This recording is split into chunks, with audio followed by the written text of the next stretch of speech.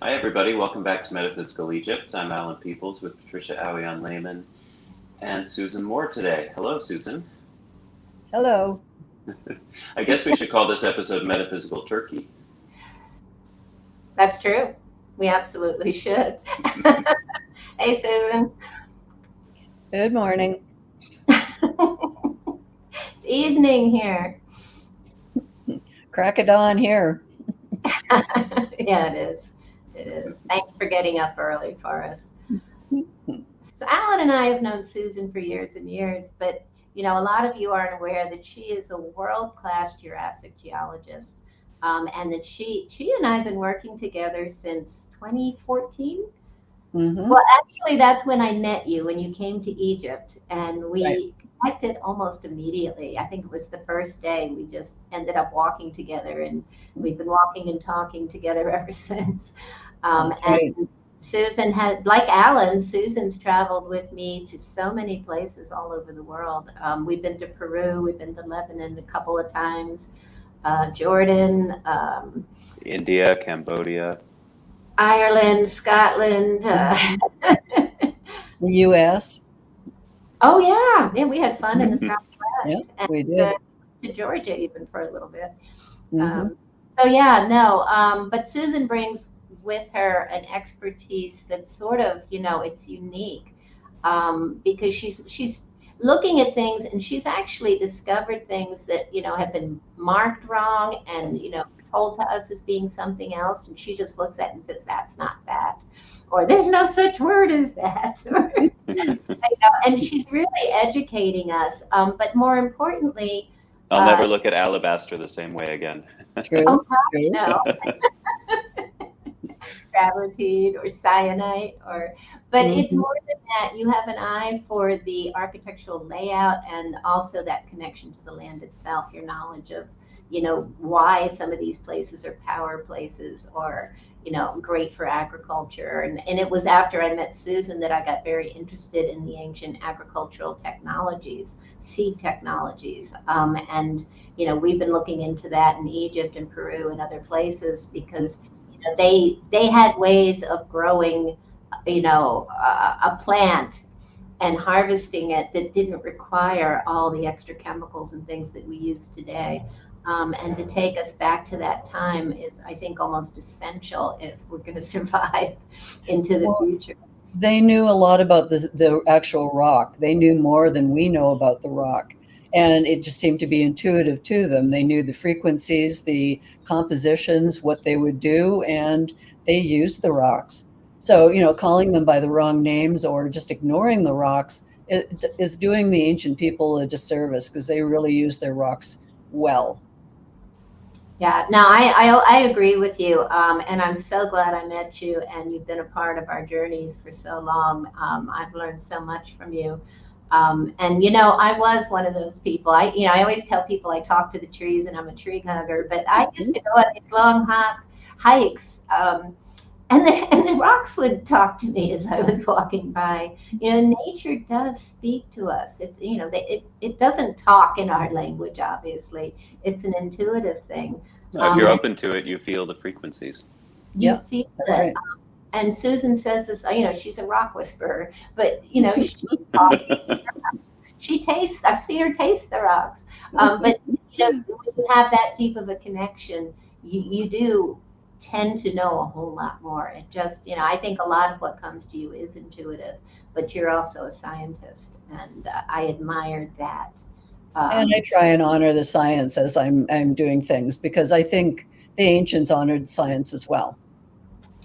I think they had more reverence for the science. Science, there's been a degradation in some ways of scientific method, but you're not, when it's used in integrity, we have to marry science and spirituality. That's where we come up with our answers. It's not one or the other. It's, I think, a combination of both. It's using both sides of the brain, both hemispheres of the brain.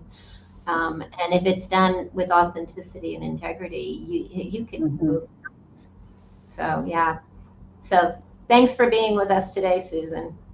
I think we're going to have some fun. I think we will. Turkey is an amazing place. So I'm excited to talk about Turkey. Susan and I were in Turkey together in 2019, September of 2019. And I don't know about Susan. We have talked about it, but I was so drawn to the power of the land and the depth of the people. There was something that the people carried, like a real connection to the land and ancient mysticism and legends. I sort of felt this.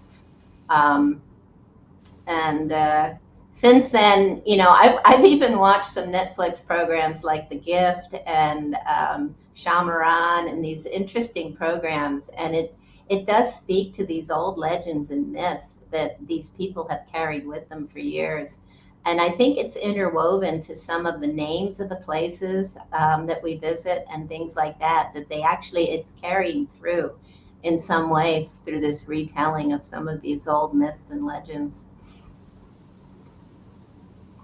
And energetically and geologically, it's a very interesting country. We're on plate edges between the European plate and the Asian plate, which gives a lot of power, and there's a lot of sites that are built within sight of these plate edges. So there's a lot of energy in this country. You're right, Susan, and you've pointed that out when we've been in Scotland and Ireland and some of the other places in the world that we've traveled to, and how sometimes where these plate edges are, these fault lines, they build there on purpose. I think because the energy of the land is so powerful. Am I right? I think that's very true. Very true. When you see some of these big plate edges, you always find the ancient ruins very close by. I always think of Loch Ness. I remember, you talking about that fault line that runs through Loch Ness, and that has, this is what Nessie's all about. It's that, energy, that geopathic stress coming out from below. Very true. And here, the cradle of civilization, and it's just inundated with faults, volcanoes, activity everywhere. Yeah, exactly. And they like to build at the foot of volcanoes because I think the land is so much richer and paramagnetic, which is great for agriculture. Well, it will enrich the soil. The volcanic ash, the volcanic minerals, they enrich the soil. So of course that gives them great growing and crop ability. Until it goes off again. Now, is it that people settled in these places because of those reasons, or is it that the people who settled in these places thrived because of their environment? That's kind of a circular question, isn't it? I think they knew. I think they, you're living at the base of a volcano. I mean, they're there. And I think they even included some of the cultures, volcanoes, in their imagery or in their pantheon of forces of nature. This is the way I see it. Well, and some of their tools, especially when they're looking for the obsidian, of course they're going to go for the volcanoes and things. Yeah, exactly. So I do think they knew. And again, you and I, Alan, talk about when we were a right brain consciousness and had that ability to feel these forces of nature. So they could, not only recognize it in the land itself and the capability of the land and what happens, but also, they could feel it. Whereas we've lost that sense, the ability to feel this currency. And we use tools like like the rods or pendulums to tell us where these energy points are. Well, speaking of feeling and marking the currency, I see the photo on the left here. You have two lions seemingly marking the center path of something. Hattuşa. Yeah, we're going to get to Hattuşa, one of my favorite sites. I felt you could feel how powerful that area was and has an interesting history. So yeah, let's go ahead and get started. I think Susan and I have a lot to talk about. There we go. So yeah, Susan and I, we've been here before. We've been called back to Turkey. And so we do plan to host a tour. And some of the things we're going to talk about today are the things that we've seen and want to go back to and look into and research further. And I put little purple circles at all the different places that we plan to go, at least on our next trip back. So it gives you an idea of how much of Turkey we're actually going to see. We're really covering a lot of ground, which is kind of interesting. The last time we were there, we weren't out to as far as the west coast. This time we're going to be going out to the Ephesus area, and it should be very, very interesting. I was there back in 2008, so I've been through that area before. I'm so glad you have, because that is the place I haven't been. And I thought it would be great to get out to at least one of these, these Greek temples, Greco-Roman areas. And I think it's going to be fun. They have a great museum there. So, well, and Ephesus is so well preserved.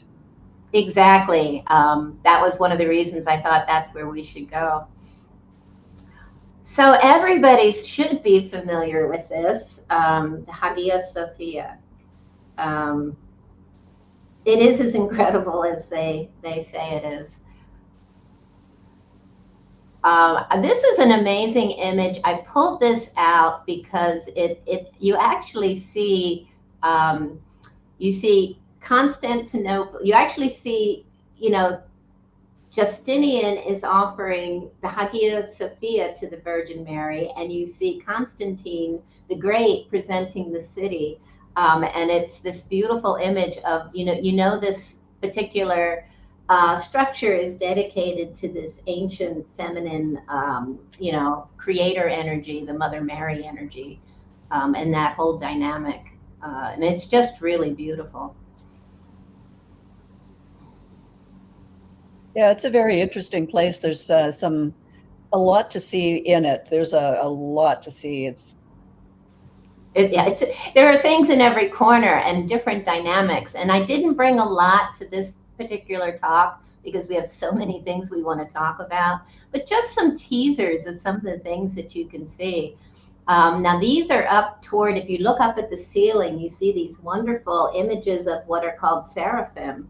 And in Hebrew, it means the burning ones, but they're considered to be the very closest to God, and they're right underneath the dome. There's like 4 of them, taking up the 4 corners of the heavens, and then you see this amazing dome, which is supposed to be the throne of God, which is kind of interesting. So here is this dome, sort of from the side, and it's said to have, like architecturally, it's hanging or it's suspended from heaven. And you see that sun is right up at the top, which I think is interesting. Is that our sun? Is it the great central sun that people talk about? It's just truly beautiful. And it has, since its initial construction, it has been rebuilt numerous times. It's been destroyed by fire. It's been destroyed by earthquakes. It's been destroyed by numerous other things. And it's just amazing. It is, and repurposed as well from, it's what it's dedicated to. It's now back to being supposedly an Islamic structure when before it was Christian. It just keeps changing, which is something we see pretty much everywhere that we go. That's right. I mean, it changes back and forth all the time. Exactly. So here's looking straight up, and I find it so fascinating. So this isn't flat. This is looking up into the dome, the basilica, and you see the 4 seraphim on, and only 2 of them have a face, which I think is interesting. Maybe you're looking at the backs of 2. It's hard to say. No, actually, only 1 has a face. The construction of this as well, it's kind of interesting because they did high grade a lot of material from other areas. It's got 104 columns that they imported from Ephesus and Egypt to put into here. That's right. So, and here's one of those columns. I think this is one of the granite columns from Egypt, isn't it? It could be. Yeah, it might be. Yeah, it's hard to tell. But I'm pretty sure that's. Is this your picture or mine? No, I think that's your picture. I was going to say, I think I took a picture because we were talking about it when we were there. It's Egypt. But at any rate, we have the alabaster, the big alabaster jar. And you can see how big it is because of the people in the background. It's really huge. Oh, very huge. Beautiful. And we'll go to the Basilica Cistern, which is totally fascinating, in my opinion. But the thing that I think is just really interesting are these columns that have the image of Medusa at the bottom of them. One is sort of on her side, and the other one, she's actually upside down looking up. Many reasons we can talk about, but why. Well, But it's kind of interesting too, because they're not really sure why they have the Medusa heads there, other than the fact that they fit the columns perfectly. So they don't know whether it's just structural reason or whether it was for some superstitious reason that they were keeping the heads in there. So a lot of legend and things going on down in here too. well, exactly, because like we know, like we've seen all over Egypt, they repurpose, columns and things from other structures, older or different structures, and put them in because it's easier to take another, a column from somewhere else and quarry it than it is to actually go out and cut the stone out yourself. And it was cleaned and restored in 1985 and reopened again in 1987. So this is just newly restored, and they did a beautiful job of restoring it. Oh, they really did. It's beautiful down there. It's just really, really beautiful. And I do love those Medusa heads. And I have some ideas for why we see her imagery down there. But they also say, the locals will say they have her sideways and inverted to negate the power of her gaze, because as you know, she was known to have turned men to stone.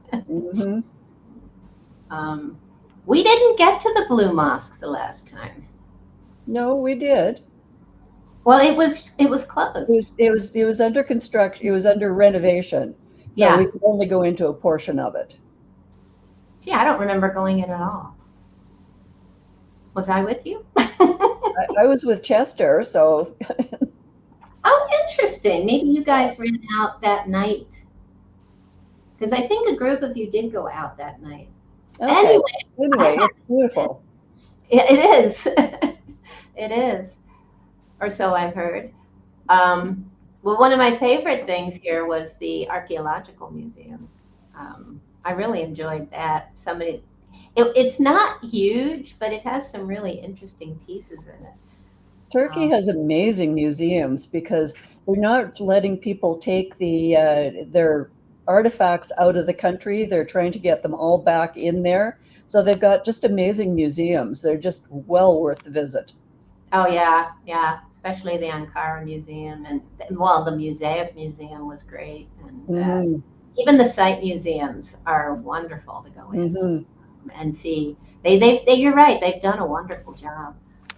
Catal Hoyuk, you wouldn't even know what was found in the structures if you didn't go into their little museum there. That's right. Or read about it. But I love these images they got from the Ishtar Gate from Babylon. But I guess there were so many panels, they were lucky to get a few. But we see a lot of the culture, the Mesopotamian culture. Yeah, Turkey was a melting pot for so many different tribes and migrating people, and also the Silk Road ran right through Turkey.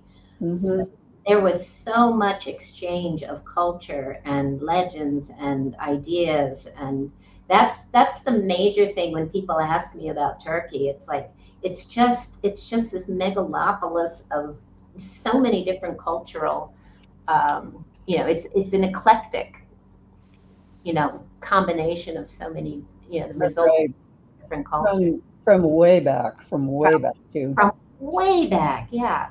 We know they were migrating back in the day, and there were so many. Susan and I have talked about this many times. So many different reasons for why these tribes were migrating in and out of different areas. Due to climate changes or small catastrophic events or volcanoes. Things like that. If you can't plant a seed, sometimes the whole tribe packs up and goes somewhere because of drought or some other kind of event. So.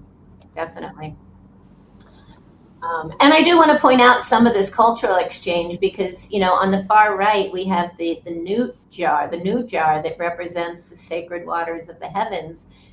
in Egypt. And on this, I believe is that Greek, I think? Maybe Mesopotamian. There wasn't a card to say where it was from, but you see the same idea that you have in Egypt of these two waters. You see the, sort of like the angelic figures with the new jars and their water combining with the water from the earth, all coming out of these interesting jars. Same concepts. And I'm not here to talk about that now, but I love this idea that it's, these waters from heaven, which they consider it's currency, plasma, the waters of the heavens and the waters of earth. They're speaking to not just water as we know it, but all forms of water. Well, they were very connected to Egypt for a long time. So, yeah, we see a lot of similarities and connections with Egypt. And we'll even talk about that when we get to Hattusha with the whole story of Kadesh. That's right. And Ramses II. And Ramses II, and the first peace treaty. So yeah, really some interesting dynamics. I like that. That was the serpent and the eagle, basically, which you see everywhere in the world. You see that in India with Garuda and the serpent, and you see Horus, battling the serpent and killing the serpent. And the serpent always represents chaos. And the eagle represents that battle of good over evil, where the bird, represents this, more heavenly concept, destroys the chaos. We had so much fun here. And I do think, that there's such a history with this Istanbul Bazaar. When you go in, there's so much culture within. Well, it makes you feel like you're traveling back in time too, with some of the things you find in there. You never know. Around every corner, there's something different and new. I mean, we ran around looking for the Turkish towels, of course. All different kinds of jewelry shops. I mean, we had so much fun, and we were there twice. Yeah, we were. And yeah, it is fun, and the different little things. Even the vendors sell, the pomegranate juice, and it's just a fun experience to get, to really feel this old culture of these bazaars. And evil eyes everywhere, and I mean the jewelry kind that wards off, for protection, to ward off evil. So this is sort of where we'll be going next. And it's called Caracas Tumulus. And it's just a real quick stop on the way to, I think, Nemrut, isn't it? It's on the way to Nemrut. We'll be Nemrut after this one. Exactly. But it's a really cool little tumulus. You get to walk around it. And I just love this column with, again, the eagle, the hawk, Horus, the same idea of the pillar with the bird, that's spoken about in cultures all over the world. In Egypt, it's in the Edfu building texts that, when the floodwaters recede and the mound appears, you see the hawk or the bird comes down and the lights on the pillar, the pole, the reed. And it's also part of the Noah story. Again, we could talk about some of these things, for hours, but, and we This site, unfortunately, was damaged in the last earthquake. It was a couple of the columns on the back side were knocked over. I think they've just left them there, but it'll be very interesting to see. But the whole topic of tumulus is something I'm very interested in. I guess they're tumuli as plural, but Turkey seems to have more tumuli than any other place in the world. And we're going to see these things everywhere. And it's quite an interesting concept. And I have a lot more to say to this, but we'll be standing in front of it to say it. But what is a tumulus? A tumulus is basically a burial site. They lump it in with cairns and a bunch of other things, but I think these are very separate than cairns and other things.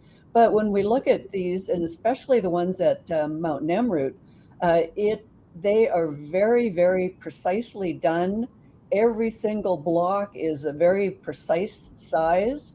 They're just quite amazing. They've done a lot of work making these, and I think there's a lot more we have to say. We'll be seeing these. Midas, his tomb is a tumulus. We'll be seeing every site we go to, we'll be seeing tumuluses everywhere. And, you know, Göbekli Tepe, when they found it in the 60s, it was a tumulus. Exactly.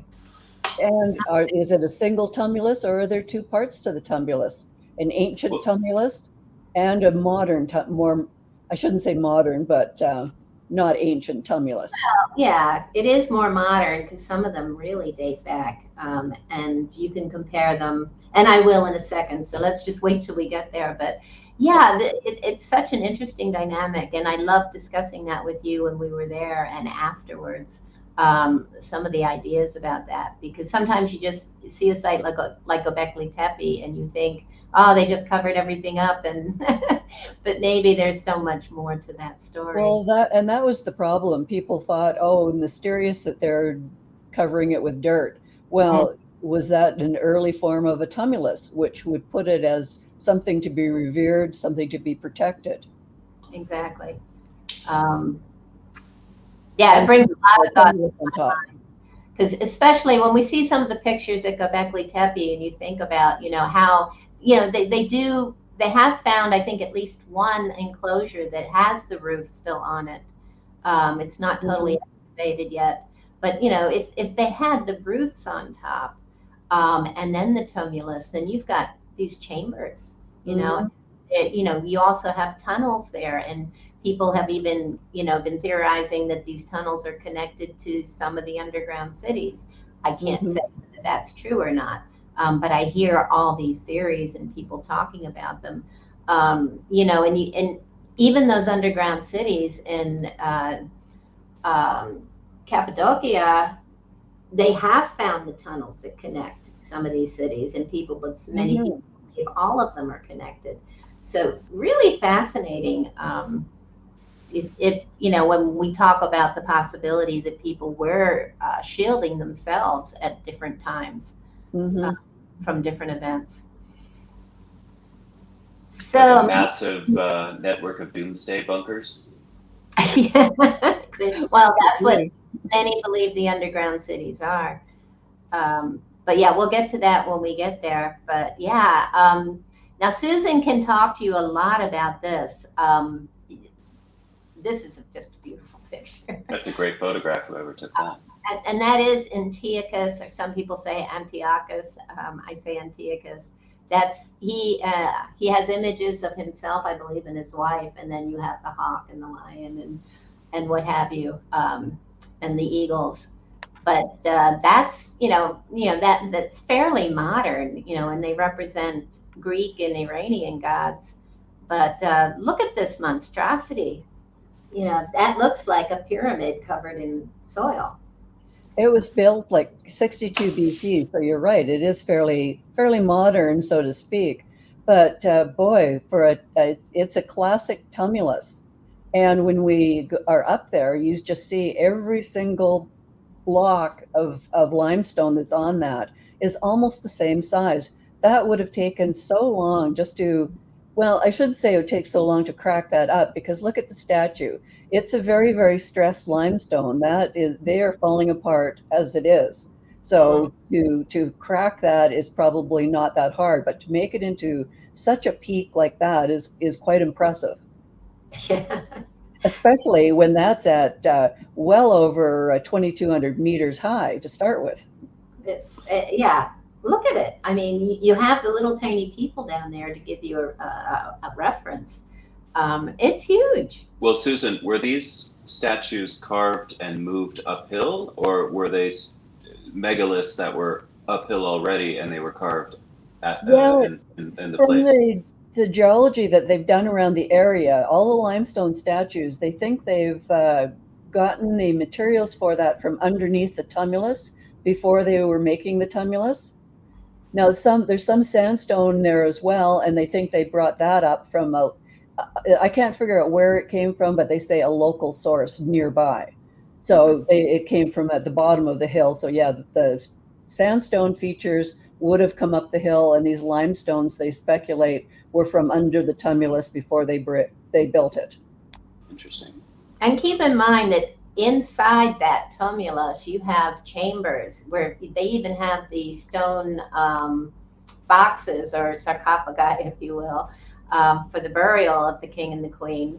But they have chambers and tunnels, and you know this is a pyramid by any other, you know. Does the pyramid have to be built with blocks? But what is a tumulus? I mean, all the tumuluses are built like this. They're all little mini pyramidal shapes. Well, this is it, exactly. And that's, you know, and we even talked about that when we were in Orkney and went into, what was it, Maze How or not Maze How? Maze How, yeah. Maze How, yeah. And we came out and everybody felt they had just been inside a pyramid. Well, can't you say it's like an artificial womb, and when you go into it, you have this experience of coming out and being reborn? Oh, that's a nice reference. These statues, though, if you see the fracturing on those, it's a wonder that most of them haven't fallen apart. They've been trying to fix them, and they've been coating some of them with polyvinyl acetate, and this has proved a very bad choice. So now they're trying to do a bunch of other things to try and keep these from falling apart. Wow. You know, and we've seen they've done a lot of the same kind of things, not necessarily that method, but methods in Egypt where they end up That's right. doing more harm than good. Even the Sphinx itself, when they did the repair work, they used a substandard limestone, and because it was absorbing water, it actually made, you know, it eroded the inside of even the good limestone. Yeah.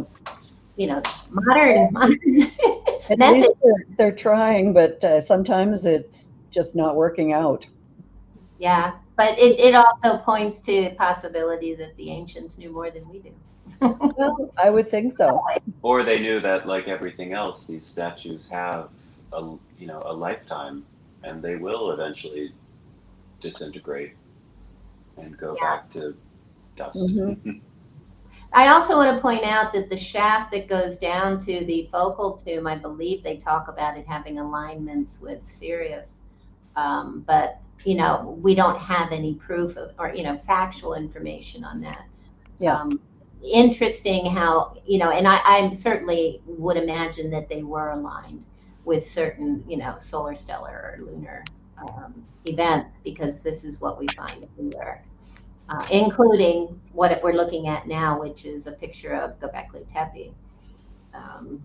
And two different names they call it today. They say Göbekli Tepe is Turkish for Potbelly Hill, but it was originally called Portisar in Armenian. This site was actually a part of ancient Armenia. And they call it actually meant navel mountain, which is kind of cool. Potbelly, navel, yeah, well, I mean, you can see the... Well, yeah, exactly. It's sort of similar, but different. You get two different images in your mind. I like Naval Mountain better myself, but... well, so many places around the world are considered the navel of the earth, like Easter Island. And... Well, that's what I was alluding to, that it was held incredibly sacred to the ancient peoples, like the Armenians, and you know, you would imagine it would have been a sort of navel to them. Well, I was thinking about this the other day in terms of that word navel. Like, why are they considering this place to be a navel? And maybe it's because, if you think about it, your belly button is the connection to your umbilical cord while you're developing. This is how you receive your energy, how you receive your nourishment. This is the place on Earth where they are receiving the download. Well, and they also relate this site to, again, this goddess, or, you know, this force of nature of, you know, the creation from, you know, the pregnant woman. They have images of the pregnant women.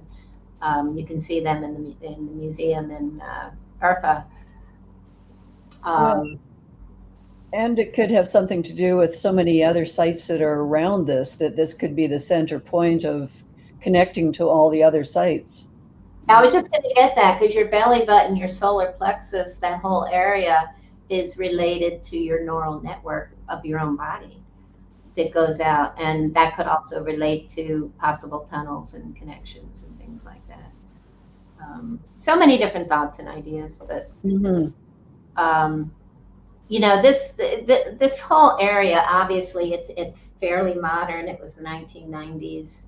I think that it was discovered, and now they're saying, there's at least 15 different temples, more than 200 obelisks. They call the T-pillars the obelisks. They're still finding more and more of these sites. Of course, Karahan Tepe has, just tons and tons of these enclosures, but they still believe that Göbekli Tepe is sort of like this really sacred center of all of them. It was excavated in the 1990s, but it was actually discovered in 1963. It was a tumulus, and at the end of the season, it was a Turkish and an American University of Chicago expedition. They didn't have enough money or time to do anything with it, so they just looked through it. The tumulus part on top found it was a burial site that it had. They figured it was Byzantine, and then they just sort of left it. So it wasn't until the 1990s that Klaus Schmidt actually decided to start excavating it. So it did start out its life as a tumulus. So that's where I'm getting at is why was the original portion of it buried, and then they put a tumulus on top of it in later years. So if this is as old as they speculate, the tumulus on top is not old. It was probably in the late BCs, early ADs that it would have been put there. Well, yeah, you and I have talked about this a lot. Is the dating correct? I have the question mark up top simply because, we do question this dating. There's a lot of sites that are very old, like Catal Hoyuk and all those ones. They are very old. Is this as old as they're saying? And there is some speculation that the carbon-14 date might be a little iffy, and now a lot of the other sites are being dated because they look like this site. So, I think there's a lot. It definitely is an old site, but I'd like to see a bit more science on the actual dates. Well, when they arrive at that date, what are they actually carbon dating? Well, they're carbon dating something that they found within the fill. So when it was being filled back in, they found it in the material that was filled in. So it could be way older than the site, or it could be not as old as the site. So it would be nice to find something that was actually within the site that was actually dated. So carbon-14 is, it could be perfectly correct, or it could be way off. Mm-hmm. I agree with you, but I also have, I can't say I'm confident about carbon dating itself, because they've discovered that, different changes in electromagnetism can actually totally destroy the whole test. Mm-hmm. Yep. And, we could have been through these kind of events. In fact, Allan and I were just talking about this event that we had, the solar storms that we had in May. They discovered that the soil itself became, electrified by the radiation from the sun. Does that affect carbon dating? I'm just putting it out there. I don't know if it does or not, but they're little events. But what about? I'm sure somebody's done a study on it, and we just haven't found it yet. Well, I do know that others are just as leery about, relying on carbon dating as I am. I've read a lot of articles about it. My problem with some of the dating on here is just the way that this was constructed. They call it megalithic, but with all those beautiful carvings and things, man, that I have I guess a different idea of what megalithic should look like than this. But that it isn't that old. Well, and yeah, when you're there, you kind of look at that too. And my feeling is that these brick walls are much more modern than the pillars themselves. Mm-hmm.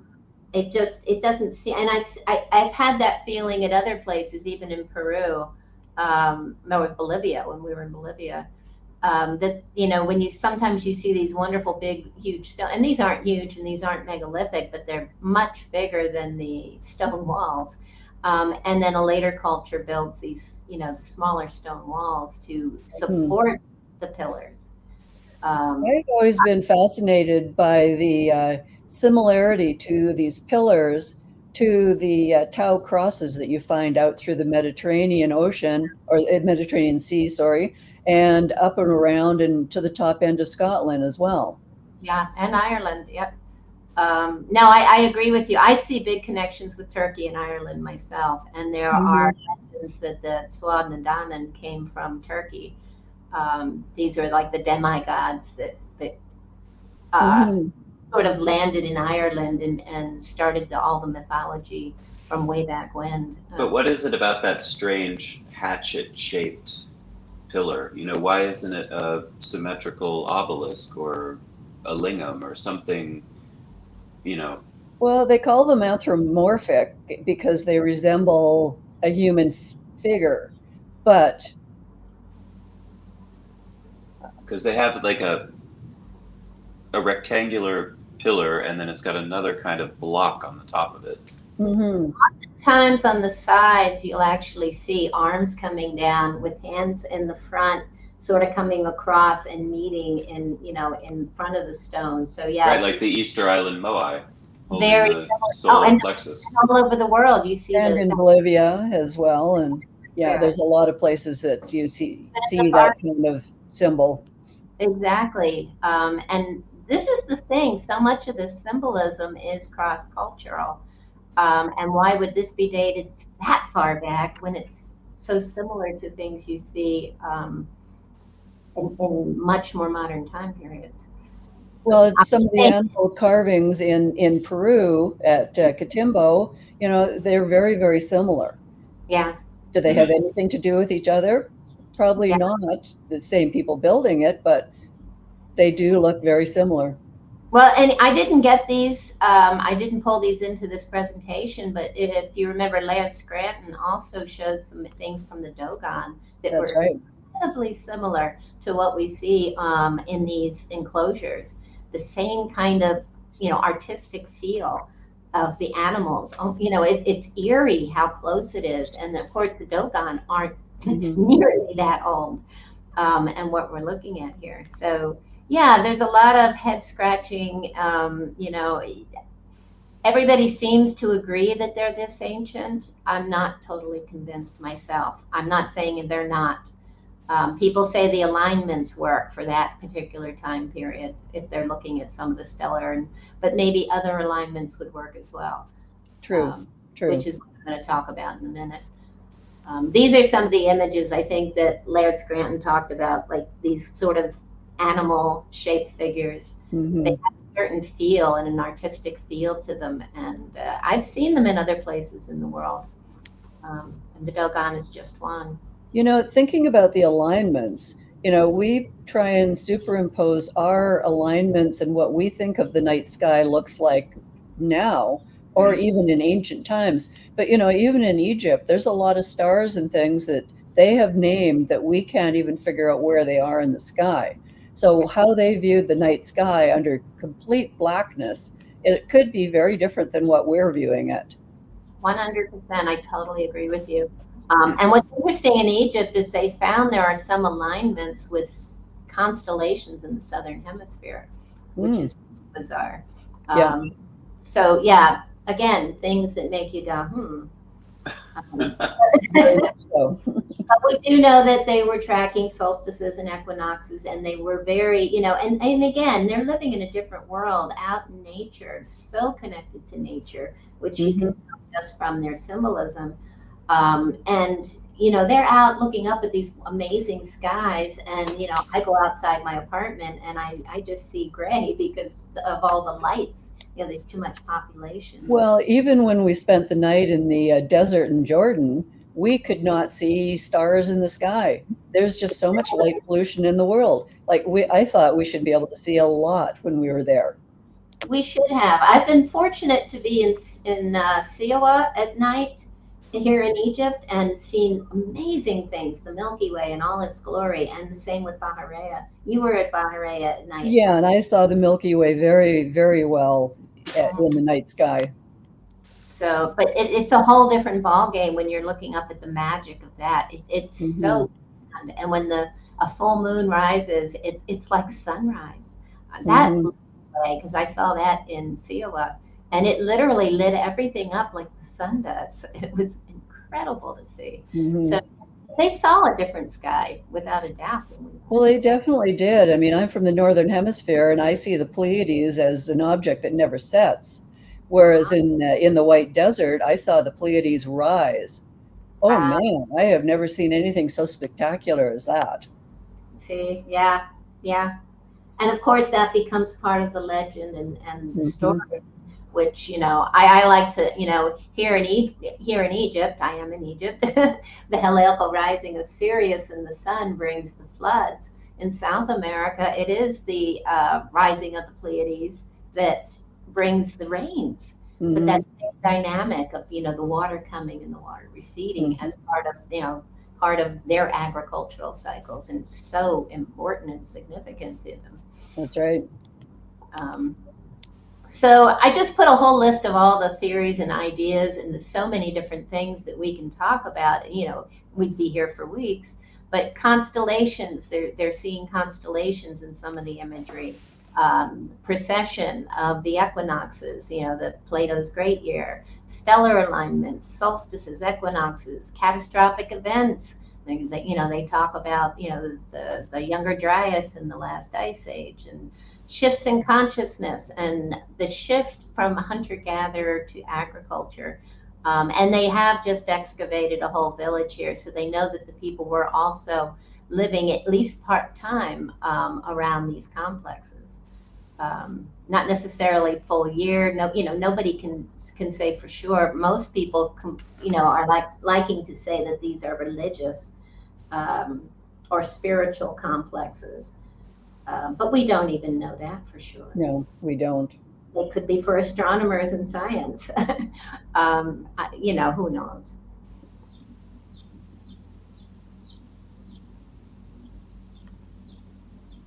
This is Pillar 43. This is the one that has this incredible imagery that everybody loves to talk about. So again, did all the different theories, and people, Dr. Martin Sweatman says that, look at the bags at the top, these purses that we see in Samaria and in places all over the world, we see these bags. So people immediately wanted to equate them with, the same bags that you see in Samaria, and maybe they are. Dr. Martin Sweatman, who I think he's from the University of Engineering in Edinburgh, he's saying that it's the sun setting at solstices and equinoxes. I'm not sure I'm buying that myself, but if you listen and read what he says, there is a chance that is what they're talking about. Someone else has put forward enclosures with rooftops. So the actual enclosures themselves, if you're looking at them from the side, they look like squares, and the rooftops could be the top. And then what they're pointing out is the little animal figures. Some of them, you see the little bird in the first one. So some of the enclosures just put a lot of birds in. And some of them are more focused on whatever this other creature is, if it's a wild boar or whatever it is in the center. And, whatever the other one is, they're thinking that maybe they're pointing out some of the different enclosures. Well, we've seen enclosures where you only enter from the top. Exactly. And that's what Catal Hoyuk is, that, all their, yes. You come in from the top. So that's also a possibility. Somebody has said silos for storing grain. Someone else said cisterns for storing water. Someone else says that the three big lakes that are surrounding Turkey. I don't know. I don't know. And then there's the whole idea that they're the bags. So interesting, all these people are just looking at these and coming up with different ideas. Exactly. I always like to think that these bags, in another reference, this is a contrast with Egypt and Assyria, Samaria, when you see these winged figures carrying the bags. I think, like in Egypt, they're carrying seeds. And we do see this in the imagery in Egypt. And the seeding, the agriculture, is part of the symbolism worldwide for this, this was important because they related it to the seasons, cycles of birth, life, death, death being harvest and digestion, right? And then rebirth again. So, it could be something deep within the symbolism that relates to cycles and all these different aspects and ways of looking at it, seeding, plowing, nurturing, sustaining, harvesting. Well, and the seeding would relate back to the volcanoes because they're giving you your fertile soil, and everything relates back. It does relate back, and they do say it was an agricultural community, and they also say that they built, these early stone circles and circles like this to look for the angles of the sun and to determine the seasons and the solstices, the equinoxes, for the times for planting and harvesting and seeding. So it does have a relationship. And the pine cone itself is just full of seeds. So you sort of have this same idea of, seeding and holding the seeds. Other things people have talked about, especially with this column, are the different solar stellar alignments. This was one that I really sort of liked. I found it interesting because you see, everybody sees the scorpion and says it's got to be Scorpio, right? Which is what I did the first time. And I'm not saying this is correct, but I do kind of like what they've come up with. They're saying that what that bird figure on the top, on the far left, is holding is the center of the galaxy. So if you're looking at that, it's actually, they're saying Sagittarius. And it's sort of shaped, I'll show you in a minute, like Sagittarius, with at the bottom, you see that little tail next to the scorpion that comes up? Sagittarius has that shape, which is interesting. And underneath it is lupus. And yeah, I found that image of lupus, and it looks exactly like the little dog figure that's sort of cut off at the bottom on the left. So, it quite possibly be speaking to the center of the galaxy, which I find interesting. The other little bird figure being a fucus, which we all know that this is the dynamic for the center, that gateway to the center of the galaxy. Why would they specifically point out this particular dynamic? Well, this is something Allan and I talk a lot about. So again, just more things we're teasing you with that. Well, if you overlay that star map, what do those three little bags at the top correspond to? Oh yeah, if you go back, there's actually the three constellations, Capricorn, and the two constellations on either side. Okay. So quite possibly. And again, I have something I could talk about with that whole dynamic, but we don't want to take the time today.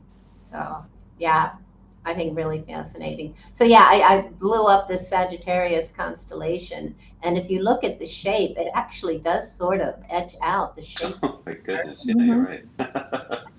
I saw that with my eye, and I thought, oh my gosh, that's Sagittarius. And because I was trying to figure out what this little tail was at the bottom, but Sagittarius does sort of come down if it's in this position and curl around. And you've got then, of course, Scorpio coming up underneath. So just interesting. Here's another picture, Scorpio and Sagittarius. And people, as Susan pointed out, they see different shapes and different figures. Even when we look at the ones that are accepted, you'll see different, you'll see Orion as the hunter, doing in all different positions depending on the culture. Well, and also when you look at that, there's potentially very few stars that you see in that photo compared to what they might have seen back when they had no street lights. Good point. I mean, we are picking out those as the prominent ones. They might not be prominent if you've got a billion other stars behind it that you can actually see. Well, exactly. I sort of was thinking that when I put this on the slide, because you can see these curly little things underneath Sagittarius. And I thought, I wonder what they saw. I wonder what was bright then, or, and I didn't even take into account the smog. That's right. So. When I was young, I saw the night sky in Colorado up on top of one of the mountains, and there was no lights anywhere near. And that's something that's embedded into my mind. I have never seen so many stars in my entire life. I mean, even the White Desert, there was a lack of stars compared to what I saw on top of one of the Colorado mountains. So well, what were they seeing compared to what we're seeing now?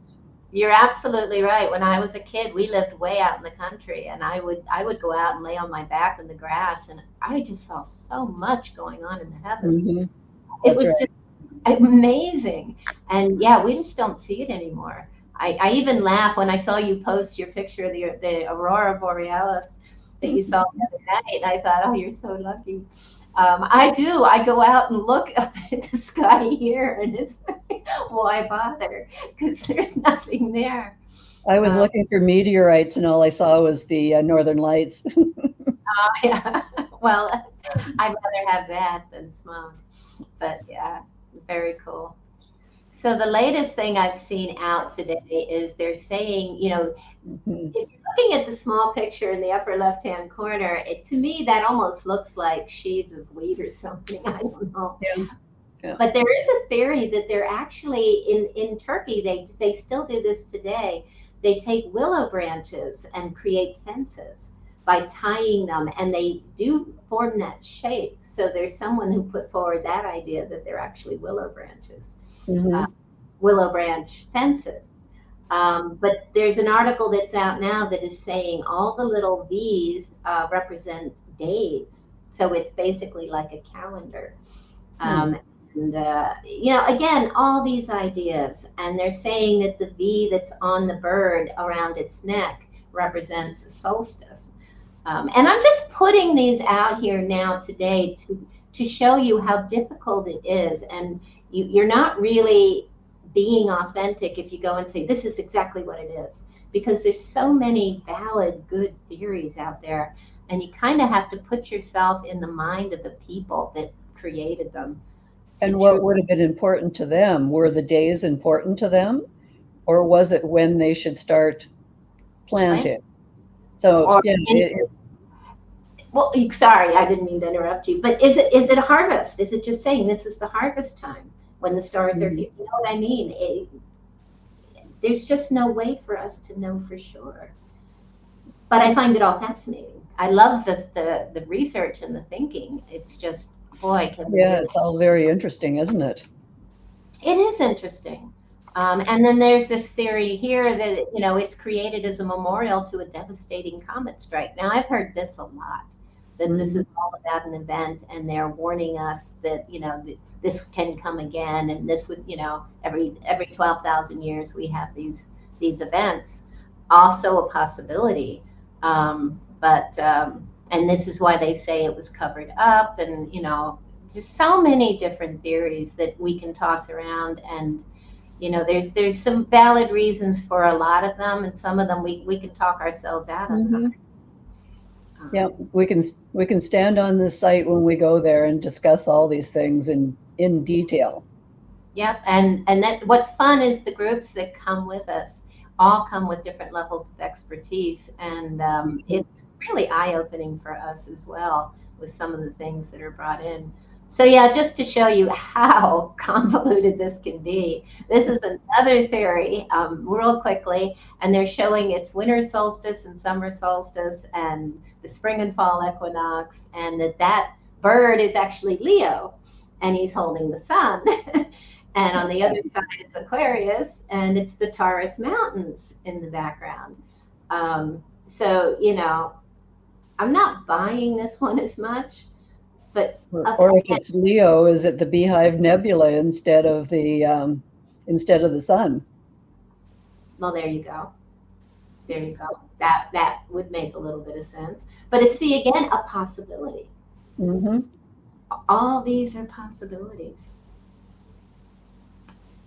So let's get away from the Pillar 43. And this museum at Şanlıurfa is incredible. I love this museum, and it's so beautiful inside. to walk around. They actually made replicas of the T stones, so you can see them up close and personal, to get a better idea. Because it's hard when you're walking around outside and you're up on, you're on a platform and under a roof, and you can't really get close to them.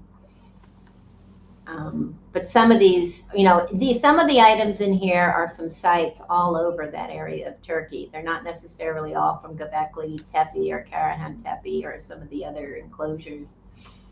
But there are some interesting dynamics, and I see symbolism that can be related to places everywhere. But again, here you get an idea of how big those pillars are. They're not as small as they looked in those earlier pictures. Mm-hmm.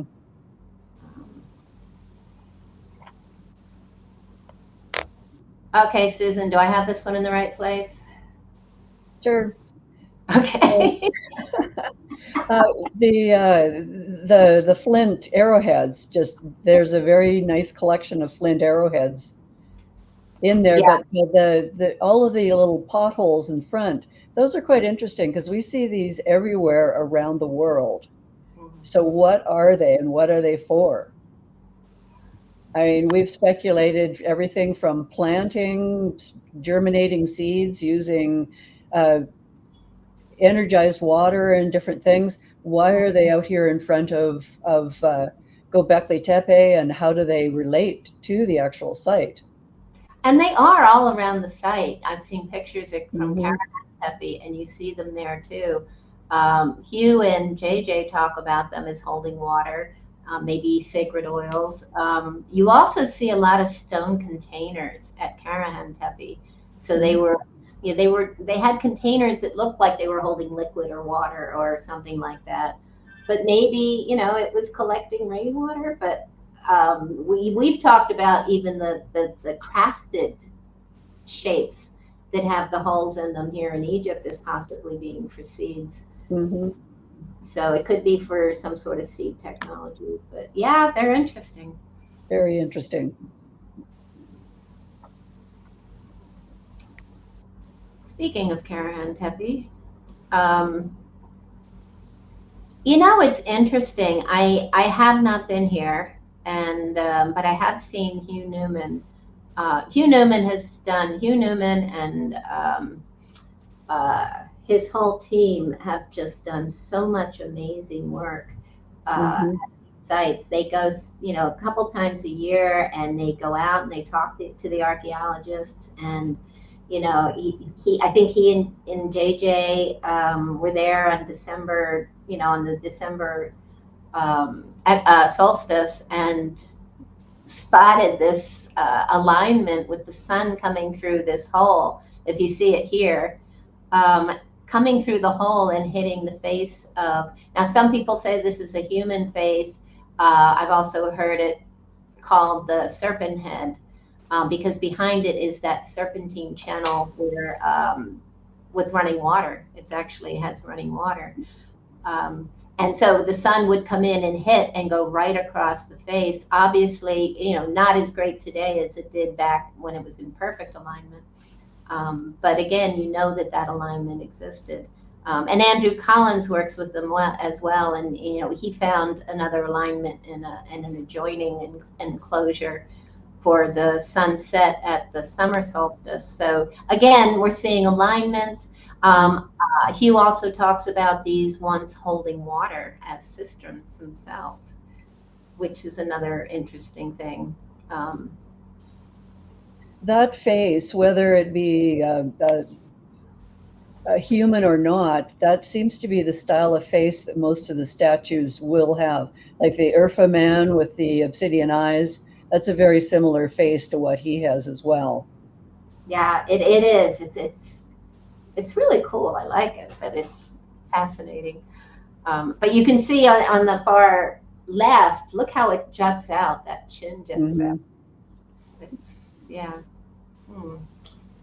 This is one of my favorite images, with this standing figure in between these two lions coming towards him. And this is one of the symbols we see all over the world as well. The lions coming together with a pillar or a human figure standing in between. And it's, in fact, I have on the far right, there's a flint knife, and the top of it shows a similar dynamic, which I'll show you in the next picture. I just wanted to show the full knife, and it fit perfectly there. But you see at the very top, you have these two lions coming together with a human figure, and this is Sumerian. Yes. And it, and what's interesting is on the other side, they're showing the same imagery that you get from the Battle of Kadesh that you see on the temple walls in Egypt, and yet it's dated to a totally different time period. It's 3600 to 3300 BC, and of course, Battle of Kadesh was in 1200 BC, 3200 years ago. It's different time periods. There's a lot of perplexing things in this whole area as far as dates go. Oh, by the way, that knife was found at Ephesus. Oh, was it? Right. And they're dating it to 3600, 3300 BC, and it has this battle that takes place in the river with this almost the same imagery. I just think it's fascinating. Very. Big connections. But they say it's from southern Iraq, so same Mesopotamian area. But at one time, during the time of Ramses, those were the big powers. It was Babylon, Assyria, Egypt, and then they found Hattusha was also a huge power. So these were the four big powers that were in contest with each other. And I wanted to show this again, the same lion imagery. You see it with the world tree in 5,000-year-old Mesopotamia. And here you have the primordial mound, this same idea of this pole or mound or figure in between these two lions, and that's in Crete, the Minoan culture, all different time periods. So, there is a legacy here of a symbolic nature. And I remembered we saw them in Peru when we were at Chavini. Yes, we did. See, don't they look so similar? Very similar. Those stylistic square faces and things on them. Just beautiful. And a lot of the imagery from that museum is so similar to what we see here. So here's that winter solstice alignment. I just wanted to show you the pictures. This is all from Hugh Newman. Just very cool. These guys are friends of ours, and they go out and they make these discoveries. That this is how much we're also passionate about the work that we're doing. There's a picture of the sun fully on the head of the serpent. So you see those, Klaus Schmidt coined the phrase soul holes, portholes, but you see them all over these enclosures. Some of them, he just showed the square one where the sun came through, the beam of the sun at the solstice, but you see them in different areas, and there are people that think that they're, interdimensional gateways. Who knows? Again, lots of theories. But here is someone that did some study with the stones and archaeoacoustics. And if these had roofs on them, and they talk about this with Stonehenge and some of the stone circles in the UK and Ireland and Scotland, that whole area. And quite possibly, and even in India, we were in the temples and the caves there, and they had acoustic properties. So many different things to look at here. And these are some of the iconic figures from Karahan Tepe. Again, one of those, big human figures with his hands to his side and holding his phallus. That is an imagery, a symbolism you see everywhere, and it's not sexual. I believe. I think it has more to do with, again, that seeding of, it's about creation and that function. I agree with that. We seem to see that displayed around the world. Yeah, everywhere. In Egypt, too, you see Amun-Ra, with the phallus out, and it literally talks about, it's about seeding and creation. It has nothing to do with sex. It's all about the divine.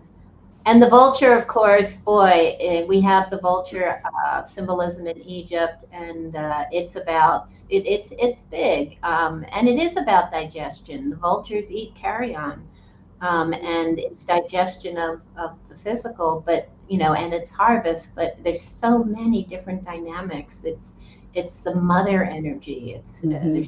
It's really multi-dimensional symbolism. So again, same symbolism we see everywhere. Let's keep going. We're also going to stop at a site called Haran, which was known at one time to be a sacred city of the moon. And unfortunately, most of the ancient stuff is mostly rubble now. And it was an ancient site. They say it could date back to, again, 10,000 to 8,000 BC. But what we see today doesn't go back further than about 2,500 to 2,000 BC. And these beehive huts that they're so well known for, they're fairly modern, of course. But I love the structure. I love looking at the bricks going up to the top. It's just a nice and pretty site. The tower itself has been theorized to be the same tower that was used for the tarot deck.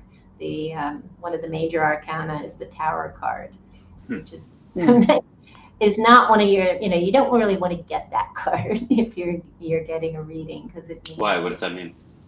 Well, it's sort of like, something big and huge is about to happen to you, totally change your life. But it's also thought to have been a place where they were monitoring the heavens, so for astronomy and things like that. So, well, and it's a site of one of the original moon cults that persisted until the Middle Ages. And a center for prophecy. So sort of like, again, one of those places where people would go for prophecy. So it seems to all be related. And if it was a center for prophecy, I'm sure that they were, like Seshet and the priests in Egypt, they were studying the stars. So it all seems to make sense. So here's your Midas mound, Susan. Yes. A shot further away will show you that it doesn't have the real pointed top on it, but it is of course, that could be due to erosion too, that the point is not on top of it. True. But it is similar, pyramidal shape, but this one is a fairly well preserved one. And when you look around the area from here, you see hundreds of other ones out in the fields. They're just everywhere. Yep. And there's some other ones. Neither one of those is the Midas one. The Midas one, we can actually walk into it and you can see how the interior portion of it was built. The wooden structures were where he was he actually buried in there? Did they find him in there? I believe so. Okay. But I can't say for fact. I remember hearing that when we were there. But these are everywhere around there, from tiny little tumuli to huge ones. Yeah. So here's where I bring up Maze Howe. It looks almost the same, doesn't it? Very much so. Very much so. And just incredible. Now those aren't my pictures because they didn't let us take pictures when we were in. But and also like Newgrange, that same idea. You're just looking at this big mound, and yet what's inside, incredible. And again, with so many different levels of meaning, both symbolically and also with the solar and stellar and their alignments. Well, and especially in this one, when you look at the corbelled roof, obviously for some kind of sound resonance, as well as structure on that roof. Yep, exactly. And aligned to the winter solstice. But it's interesting, that center photo of the passageway out, that is so much like climbing out of a pyramid in Egypt. It is. We had to bend over and it's the exact same thing. So then the Ankara, the Anatolian Civilization Museum. Wow, this was one of my favorite museums. Mm-hmm. And yeah, we love that figure of, that's from Çatalhöyük, of the mother goddess on the lion throne. And of course, they had the lion thrones in Egypt. All the thrones had the lions coming up on either side, just like the one in Edinburgh in the castle.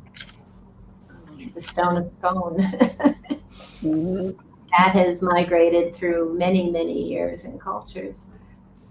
And here on the top of this standing stone, you see the winged sun disk, which we see in Samaria and Egypt and other cultures as well. And the vultures, they love their vultures here. This was the Hittite cuneiform in the center, and it's actually a letter of friendship between the Hattuşa, wife of the king, and Ramses' wife. Their letters of friendship between the two.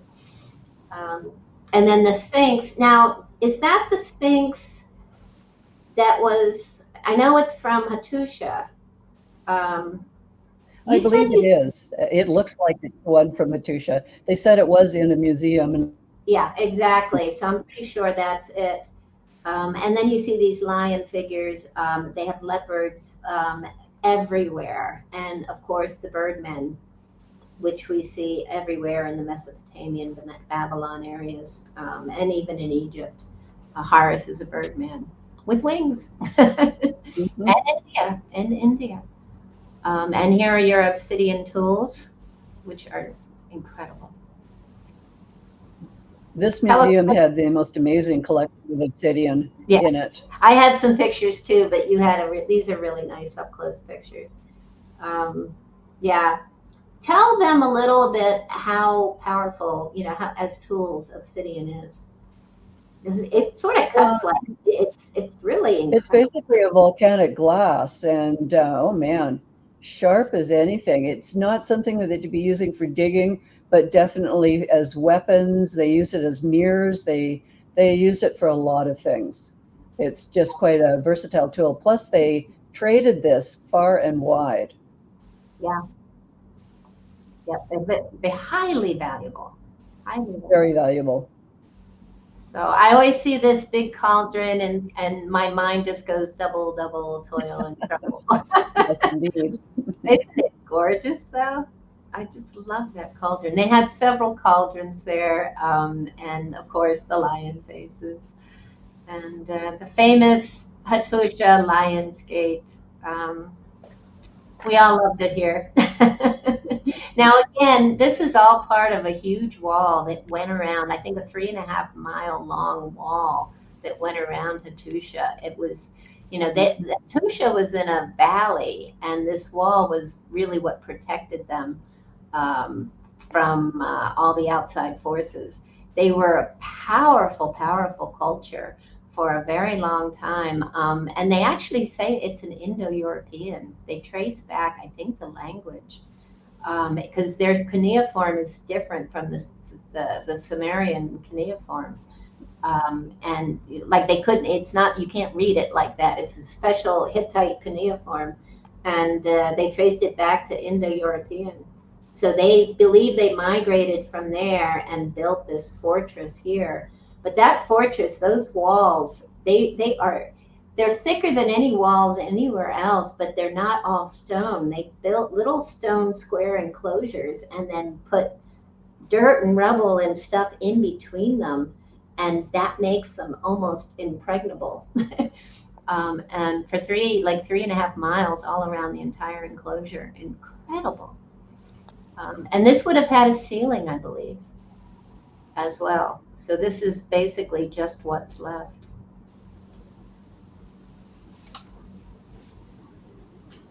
And this part is very, very interesting because this is huge, and we walked through the center of it. The actual gate goes down below it. But look at the corners on both sides. They're very, very pyramidal shaped, even though it is just a big mound, a rampart. But why on earth would they make those corners so precise? That's quite an interesting thing. truly is incredible. I've heard that it was to be so imposing as to scare the Egyptians away, but I'm not sure about that.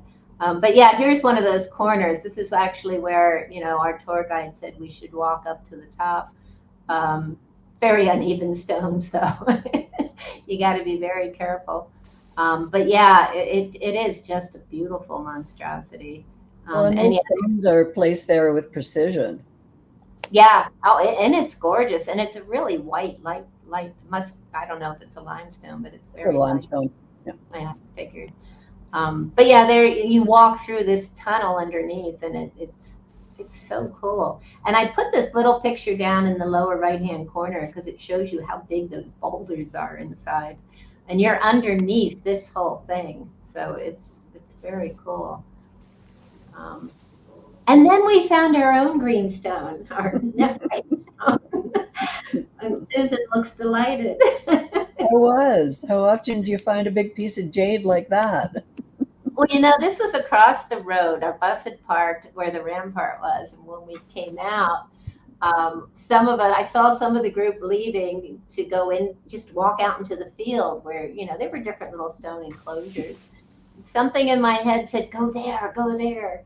So I was so excited. And I think we spent a little bit of time there. But this one isn't even the big one that they usually make mention of. There's stones all around here. There are these big stones placed here and there. Yeah, I never had heard that there was another one, but you're right. We don't even know how many there are. But it was, it was so cool to find it because, that was the one thing I was so excited to see. And this isn't nearly as beautiful and polished as the one that everyone talks about. Well, that one's so touched, it's polished. Yeah, well, it for so many years. Yeah, I've heard that said. We'll see that one in a minute. And this is an enclosure, and it's Hittite hieroglyphs. This isn't the cuneiform, but they're actually hieroglyphs, and it took them a long time to figure out how to translate these. But they say it's a cult chamber that was built by the last king of Hattuşa, where he actually shows himself outside as a god. So same dynamic as Egypt. What did he have to do to be declared a god? Right. But there he is. And they say he's holding something that looks like an ankh. I'm not so sure it's an ankh, but you see the winged eagle at the top, and this whole language that's their own. Very fascinating. And there's a peek at the greenstone. There's the big one. And as Susan so quickly pointed out, when we were there, it's nephrite, a form of jade, and it is local stone. You can find it in Turkey. I don't know why I'm saying this. You can tell them. But yeah, some people, no one knows what it was here for. Most people assume it was for ritual or cult or spiritual reasons. Some people call it the wishing stone. But, we don't know for sure. Some people have said it was a gift from Ramses. Well, that doesn't make sense because we don't have nephrite in Egypt. No. Does it feel cold when you touch it? Smooth. And it was cooler than, when we were there, but I don't remember it being cold. No, I don't remember cold, that either. But jade is supposed to be like a cooler stone or another, when it's made into jewelry, it feels cooler. Well, remember, this is nephrite. It's not jadeite. So there's a difference in that. I mean, the jadeite is the coveted, really, really expensive one, whereas this is nephrite, which is a slightly different chemical composition in it.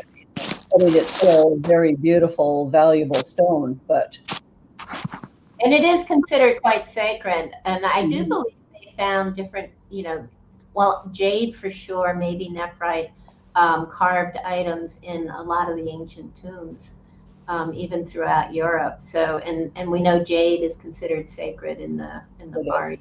So very, very sacred. But where this thing is placed, this is in the lower city, and where it's placed, we don't know how long it's been there. It probably wasn't there initially. So where was it? I mean, they found it here in more modern times, but we don't know where any of these stones would have been. There's no way to know where it was mined.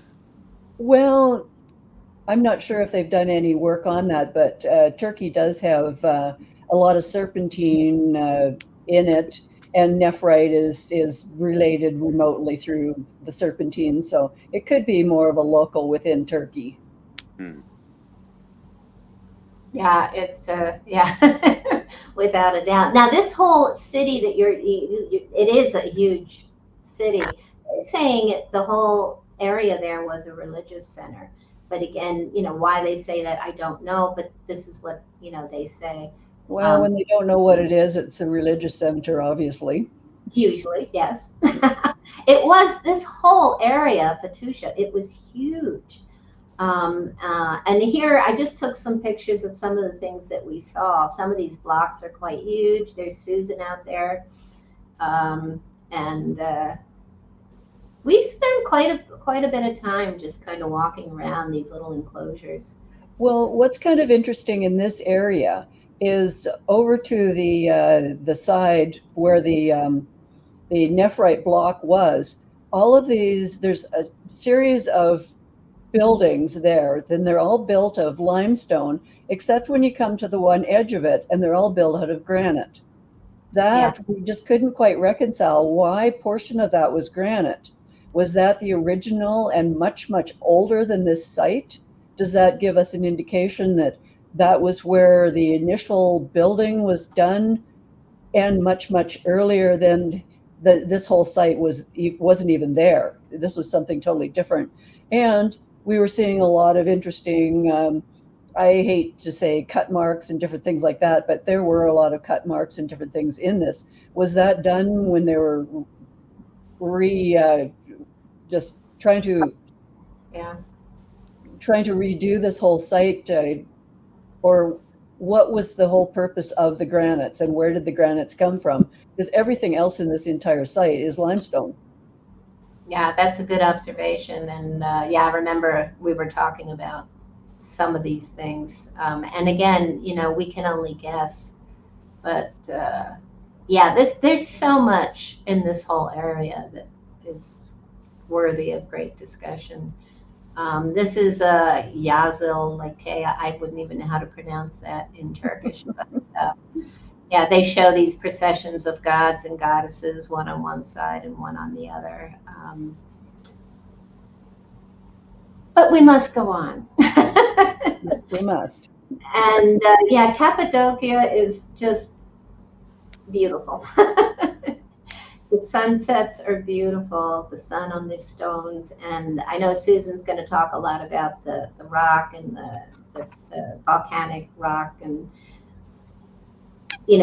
this is all where the underground cities were, and where the Christians came and built basilicas and churches within the caves of the stone. And go ahead, Susan.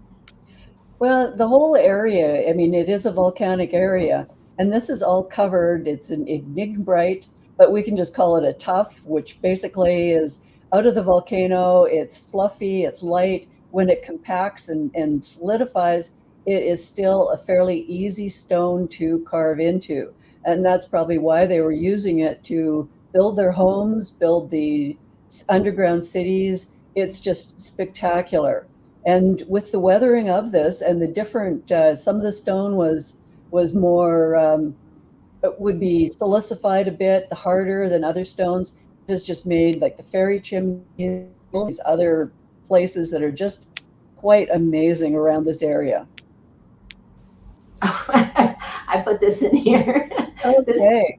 This is an interesting little thing that we found at our hotel. I kept looking at this thing and wondering, what on earth are these? And we're not really sure what it was for. They said something about used for planting and things, but if you'll see on the one side, you can see these are all flint pieces that have been sharpened on the one end. So these are all knapped flint, and they've all been put in a wooden board. Well, maybe you can drag these behind a donkey and scrape down the dirt a bit, but why couldn't these have been used as an actual tool in shaving down rock? I mean, those would be pretty sharp, like a cheese grater type thing. And this is just my observation on it. I have no idea what these are. And I've never found anybody making any reference to anything about these, but pretty cool. I love that. Very interesting. And yeah, they are cool. And speaking of that hotel, that is a hotel we plan to stay at again, and it's so exciting to be sleeping in a cave. So yeah, it's a beautiful area, and there's so many cave hotels here. This was, one we were at is considered one of the best. But they have them everywhere, and it's just so unique. And given the fact that this is where the underground cities are, it gives you that idea. Obviously, they didn't have great beds and room service, but it's an interesting dynamic. So yeah, these are your pictures, Susan.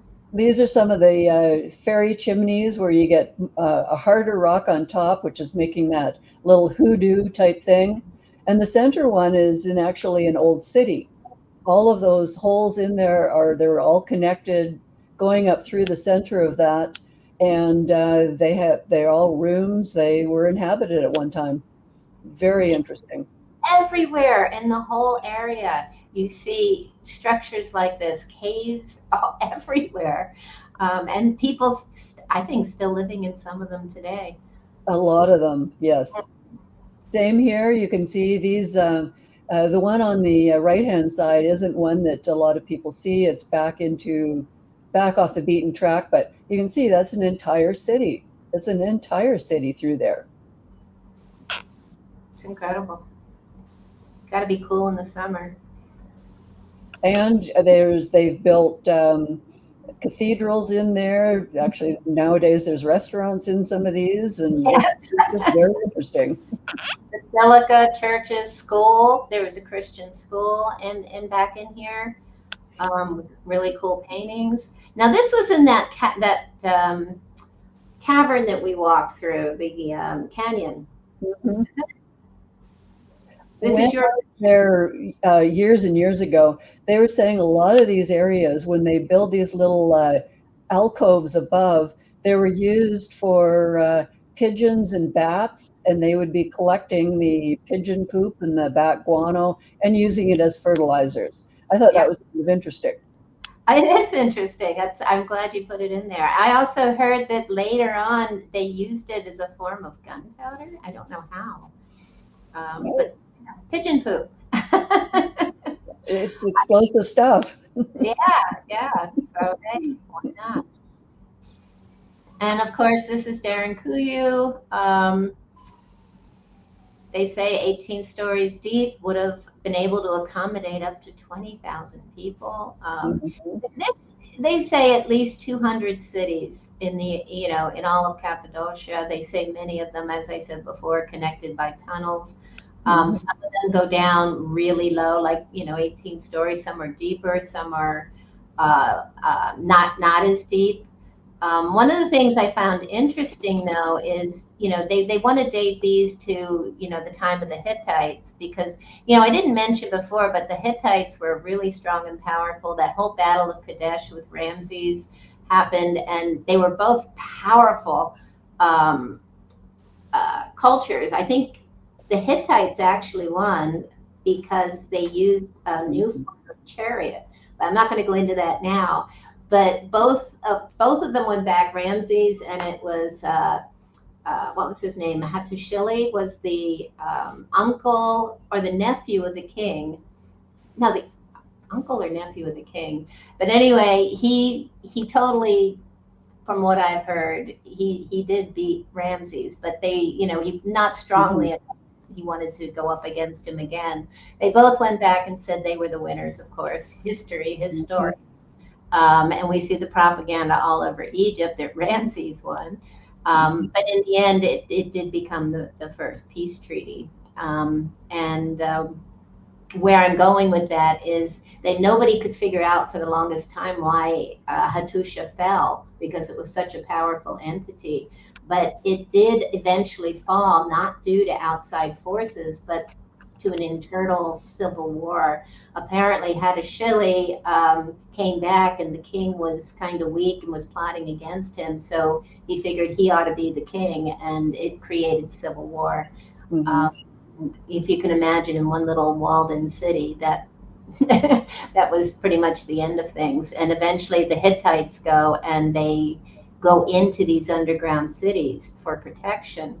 But what I've heard is as you go into the upper parts, you have the tool marks are created with stone tools.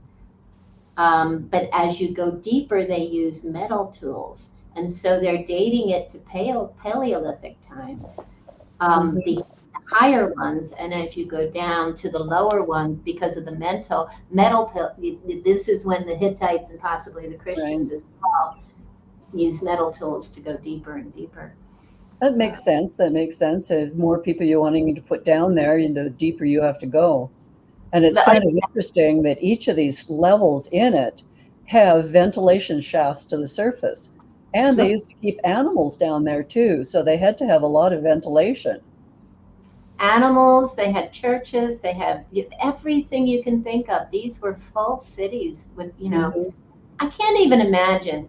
I didn't go down as far as the rest of you. I got claustrophobic very quickly. You go through these intertwining tunnels, and they put arrows up there to say, follow the blue arrow if you're going out, and the red arrow, whatever, one way or the other, you're coming back in. But it felt so claustrophobic. And some of those chambers are bigger than some of the other cities, from what I've been told. So. As you had said, if some of the upper portions were made out of more of the stone, maybe that's where those cheese grater boards come into effect. That would probably shave down the tufts very, very quickly and easily, and probably leave that typical striae of the stone tool marks. Good point. That's interesting. I'll have to take more of a look at that the next time we're in there. That is really interesting. There's so many things, that I've seen over the years in different programs of things that they used, like, in order to keep people out. Of course, we've seen the big stone boulders, the big round, they look like the mill stones. Yes, the big donuts. I've heard people say that they would put them over the doorways if the floodwaters were coming in to prevent the flood, or from solar radiation. I've heard all kinds of theories, but of course, if someone's invading you, you can roll the stone and it totally blocks the doorways. Yeah. And they had them blocking, connecting different tunnels in different areas of the cities. But in the little hallways, they'd also have holes in the ceiling where spears could come down. So they'd be in the upper level, and they'd throw spears down to basically kill the invaders. So they didn't make it easy for invaders to come into these cities. With, it's just fascinating the levels that they went to, and would have had to if they're being oppressed or hunted down. So yes, for the Hittites, for the early Christians, and probably dating back to Paleolithic times, and maybe a catastrophic event when they needed to go underground. All possibilities. Çatalhöyük. Wow. This is an interesting place. I mean, capital city of obsidian. You could see bits of obsidian everywhere on the ground as you're walking through there. The building now is fully enclosed to protect it, but the museum that's associated with it is just quite amazing museum too. Oh, I love that museum. It did have some cool stuff in it. That obsidian, I heard they had to go, at least 500 kilometers north to get it. So they, it was highly prized. But yeah. And the cities themselves were built on top of these homes, they're all connected, but there's no doors or anything. Basically, as we said before, they came in through the rooftops, down wooden ladders. But then they were built on top of other ones. So these go down many, many levels, which is interesting. And they think they did it, over periods of time. It wasn't like they built it as a city, but they just kept building on top of the old ones. And they buried their relatives inside these homes, which is really fascinating. And each little home enclosure had their own sort of like spiritual center on the north side. So yeah, really interesting dynamics with these people. I read that there was 12 levels of building in there that they did.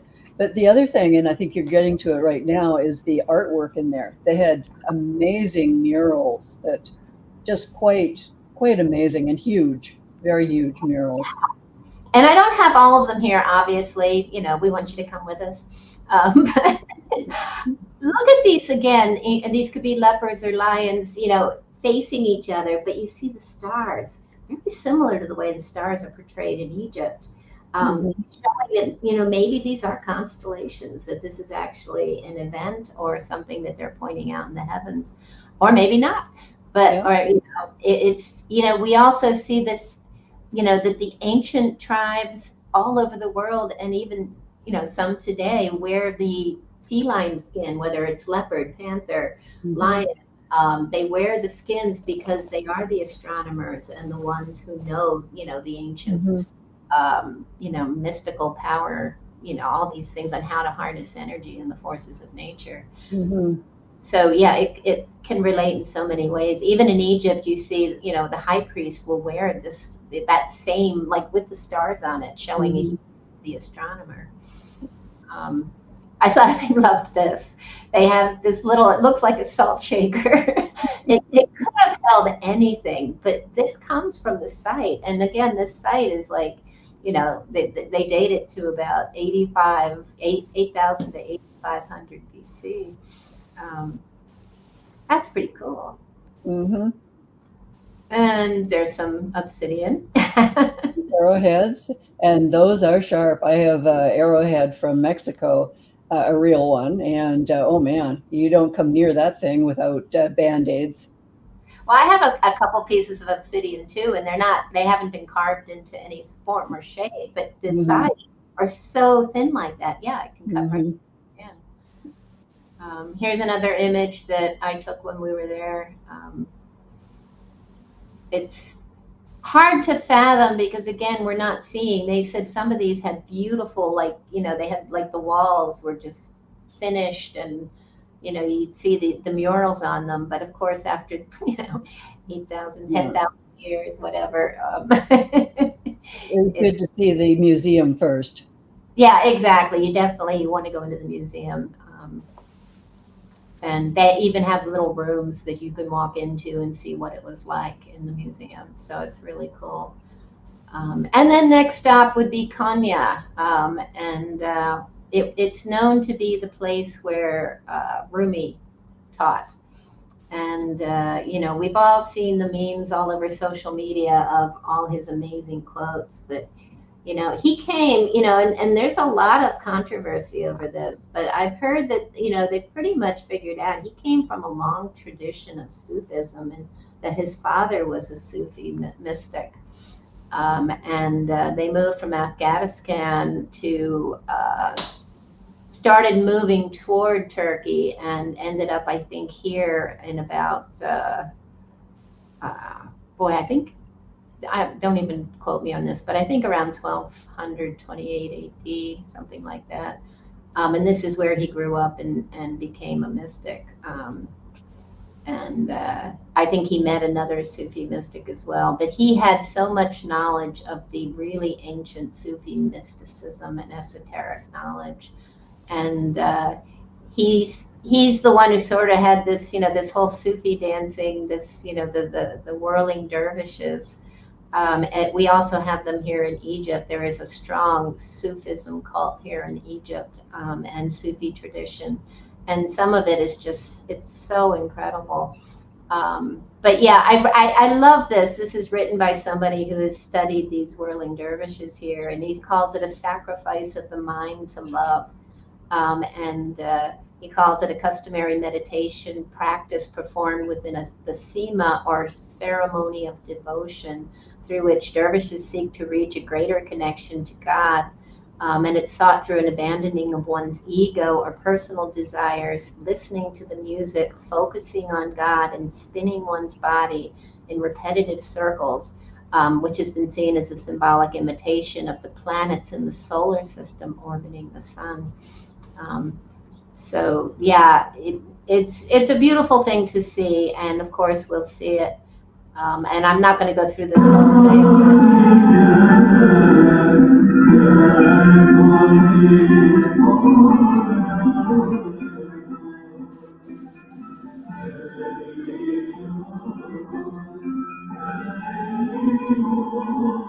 really beautiful.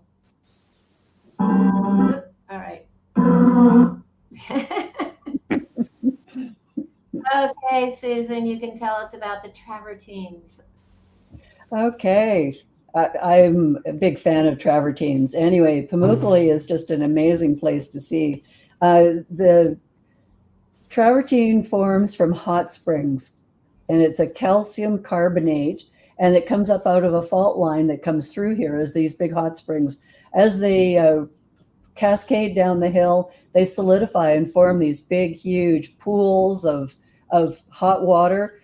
Originally, this whole area was set up as a spa because people found the therapeutic benefits of these little pools, and they'd come there and go into these pools. It's just quite an amazing area.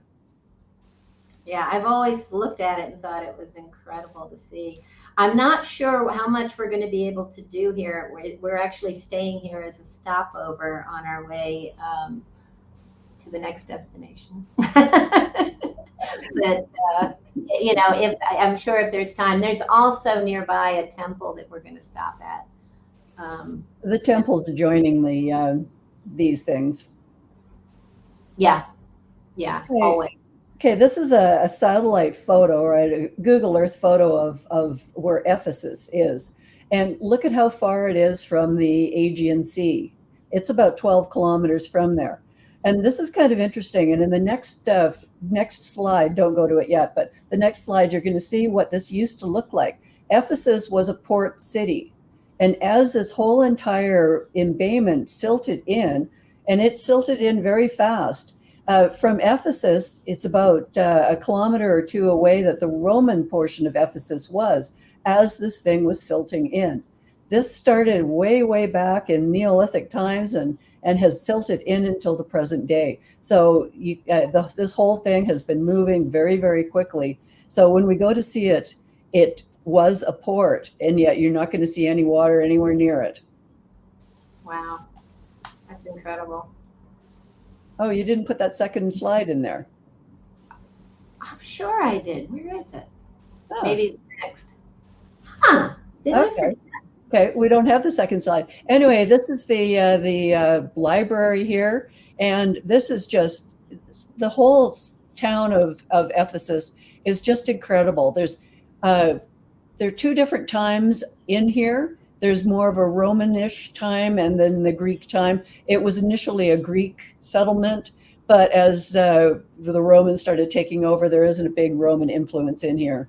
It's just very, very beautiful place to see. I would have loved to have seen this whole area in its heyday. I do have it. There's that was supposed to go with the satellite photo or the Google Earth photo.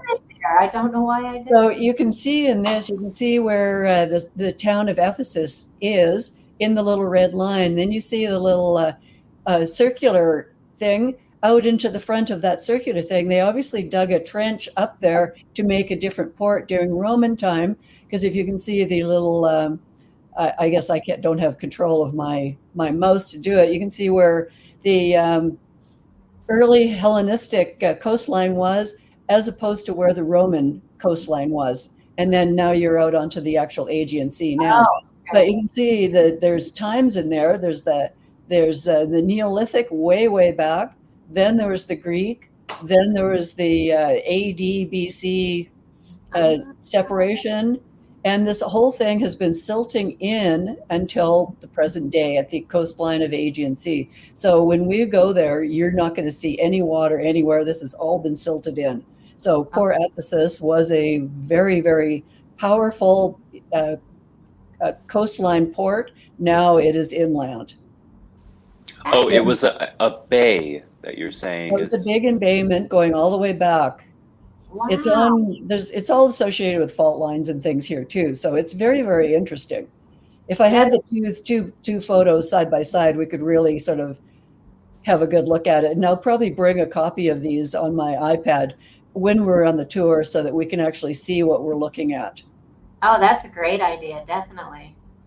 But it's really interesting because we just don't think of these. We think of these things as being static, whereas this moves very, very quickly. I mean, from Hellenistic, first century BC, to the coastline at 0 AD BC, to 200 AD when the Romans were there. That whole thing is filled in. It filled in. See, and I love that you point these things out, because today when we see coastlines receding or different things, we think, oh my gosh, but this is so natural that these things happen. Well, Susan, what caused that to fill in? Oh, just Mother Nature. It's the rivers coming down. It's got more silt. There's probably tectonic activity to the east that's causing more of the silt coming down. During the Roman time, and this is kind of interesting because we can discuss this when we're there too. During the Roman time, we were in a warm time, which the Aegean Sea was 2 degrees hotter than it is right now.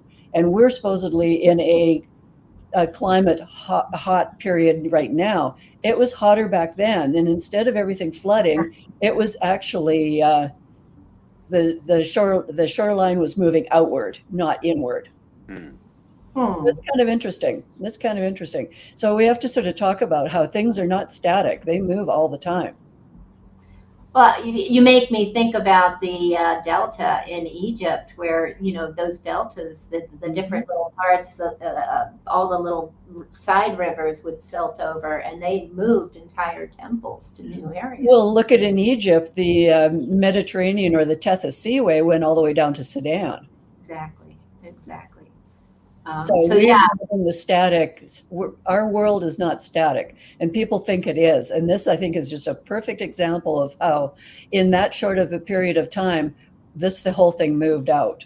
It silted in. It is now solid ground. That's beautiful. Truly. Thank you. And the theater. And they still use this. There's actually 2 amphitheaters there, and the one of them I know of, probably 20 years ago, I think Sting gave a concert there. There's been other people giving concerts there. It's quite the resonance in it. I can only imagine. These theaters are always spectacular. You know, they are. The one in Greece, and one of them in Greece, and it's just incredible, the acoustics. Just some more pictures. It looks like it's a huge site. It's a very large site. Yeah, I haven't been there, but it just, I think there's structures to Apollo and Artemis, and and in case you were wondering, here's a Greek Roman latrine in a very good state of preservation and made of marble. Seriously, it looks like it could be used today. But yeah, you think, did they have toilets back then? And, of course they did. They did. They were very sophisticated with some of their engineering and movement, utilizing, harnessing the power of water. And this is from the local museum, the Archaeological Museum. I love these figures of Diana, Artemis. Diana is the Roman name, Artemis is Greek. But almost, you see, it's almost like the Black Madonna or the Black Isis and the Mother Mary figures. But I find them interesting. They're covered with breasts. Yeah, it's really all about the fertility, isn't it? And the nurturing. And, maybe speaking to, the heavens even, because in many cases the breasts are, part of the Milky Way, the stars. So yeah, again, so many things we can talk about. So guys, this is really just a teaser for all the, so many, we barely scratched the surface of any of these sites. Susan and I have not been to Karahan Tepe. We're excited to see it for the first time. Göbekli Tepe is just a wonder. I have been called back to Turkey since we were there, and that was 5 years ago. Wow, time flies. It feels like it was just a few years ago. But all the different things we talked about, we barely scratched the surface, but we wanted to give you an idea of the depth of what's within Turkey. And they're still uncovering new sites and new things all over Turkey today. There's a wealth of a heritage of history and mysticism in this country. And I felt the land itself just seems so powerful. So hopefully you can join us, and we're always excited to see who comes with us and what they're going to bring. Every group makes their own magic, and the last group was incredible. I think we had so much fun, and I'm still speaking to a lot of those people today. We'll have information on our website, horusrising.com, up very soon, and please like, share, and subscribe, and join us again for another episode of Metaphysical Egypt, or Metaphysical wherever we'll be next. There you go. Thanks, Susan. Thanks, Allan. Thank you, guys. See you soon. Yeah, see you.